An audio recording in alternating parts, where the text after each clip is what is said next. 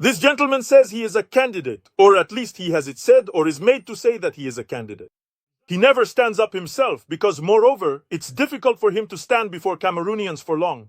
He never truly stands before Cameroonians to say, I'm almost 93 years old. I want to administer you or supposedly govern you until I turn 100. He does not stand before Cameroonians to say this. He is invisible. He is completely transparent, devoted to his patching up, his tinkering, his fixing, his propping up, his artificial maintenance by his family, and the oligarchy that profits from Cameroon by using his so-called high instructions. This gentleman does not announce his own candidacy. And while his supporters are organizing a shadowy campaign, a ghostly campaign using his photo as a focal point of energy to embody his presence in a place, in what we have called photolatry, the cult of the tyrant's photo. While his supporters are forced to cling to statuettes supposedly substituting for the absent one, the ghost, the stand-in, the puppet, the manipulated, the marionette of the criminal oligarchy that uses him to keep sucking the blood of the Cameroonian people like leeches. All this time, Mr. Biya himself does not appear. What occasion does he choose to appear? Look at the degree of wickedness, cynicism, even stupidity that drives this man. He chose to appear for the first time since his so-called declaration of candidacy to bid farewell to General Thierry Marchand, the French ambassador who was due to leave on September 1st, 2025. Astaghfirullah, baby Zamba Aloktara Kendall. This is not possible. Zapa Baba Mamangai. What language should I swear in here? Someone who says to the people of his country, I am a candidate for the position of Supreme Magistrate of the country. He does not stand before his people, supposedly to announce his criminal candidacy. But he has the strength. There he finds the strength to appear and say goodbye to the representatives of the former colonial power. This is a 5-level scandal. There are 5 levels of scandal in Paul Biya's choice. First, Paul Biya openly tells Cameroonians, you are not the ones who gave me power. I behave well towards those who gave me power.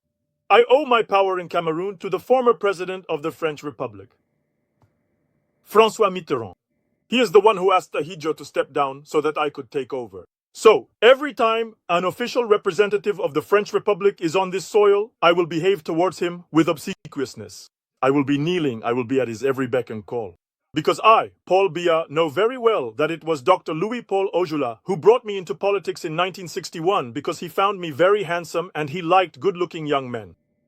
And me, Paul Biya, I am telling you very clearly that it was François Mitterrand, the French president, who chose for me to replace Ahijo. It was not the Cameroonians. I am telling you very clearly what I have already told you. At the end of the 1980s, I was France's best student.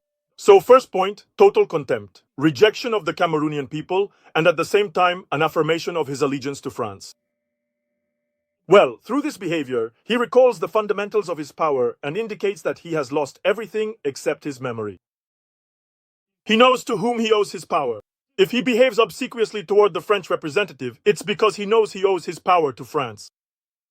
I challenge the so-called political analysts who, in Cameroon, try to present Mr. Biya as a pan-Africanist and anti-colonialist. That's not true. Paul Biya is neither a pan-Africanist nor an anti-colonialist. He is a pure product of French colonialism and neo-colonialism. That's what he just reminded us of. But there's a second lesson in this matter. The second lesson is a geostrategic one. Why does Paul Biya insist on bidding farewell to the representative of the French president, General Thierry Marchand, who has now been replaced by a graduate of the French National School of Administration, Ambassador Sylvain Riquet? Why does Paul Biya insist on saying goodbye to him?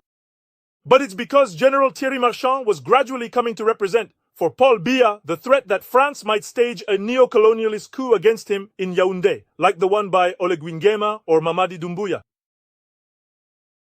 For several weeks, several months, even several years, the idea has been circulating that appointing an army general as the head of the French diplomatic mission at the embassy in Yaoundé was not done without the ulterior motive that it might be necessary to replace the old tyrant and short-circuit the Cameroonian revolution, to prevent Cameroonians, like the Malians, Burkinabe or Nigerians, from outmaneuvering French neocolonialism by installing a revolutionary politico-civil military elite at the head of the state by bringing down Biya. So, Very early on, Paul Biya understood that his masters, the colonizers, the French neocolonialists, had decided to have a little plan B. In case Biya and his oligarchy of white-collar criminals were unable to hold on well to the situation, if they were unable to keep the situation under control, they would organize a palace coup, a palace revolution, a neocolonial coup d'etat, and once again steal from the Cameroonian people the opportunity to exercise their sovereignty by imposing on them military leaders who appear to be revolutionary, but who are in reality serving the reactionary interests of French and Western neocolonial and colonial domination. Paul Biya sensed this, and it is probably he who requested the departure of General Thierry Marchand. So, in reality, now by coming to bid him farewell, Paul Biya wants to appease his masters by telling them, I asked for his departure, but I am not being rude. You see, me, who is always absent, I was even announced as a candidate in a presidential election without appearing even once physically before the Cameroonian people. But to say goodbye to General Marchand, whom I dismissed because I asked President Macron for his head, I keep a low profile by telling France, but I represent your interests. Why do you need to install a general here at the embassy, just in case I fail to keep the Cameroonians under control in the tribal and mental enclosures where I have locked them up? So you can replace me with a military man who would be your second Olivier Nguema, your second Mamadi Doumbouya? So, at the same time as he was the one who demanded General Marchand's departure, because he didn't trust him, because he no longer trusted him, Paul Biya wants to show that it's to better serve France. Besides, you'll see the kind of welcome he will give. Well, for the new ambassador, Sylvain Riquet, it will be a welcome meant to say, well, this is exactly what I wanted. With you, we can at least have a much more acceptable dialogue because you are an ENAC.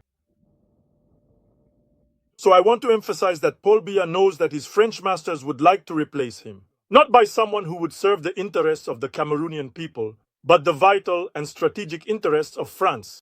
So, they are not far from resorting to a solution like the one in Gabon or Guinea against him. Paul Biya knows this, and he has come out because of it. Now, there is a third reason why Mr. Biya is coming out here.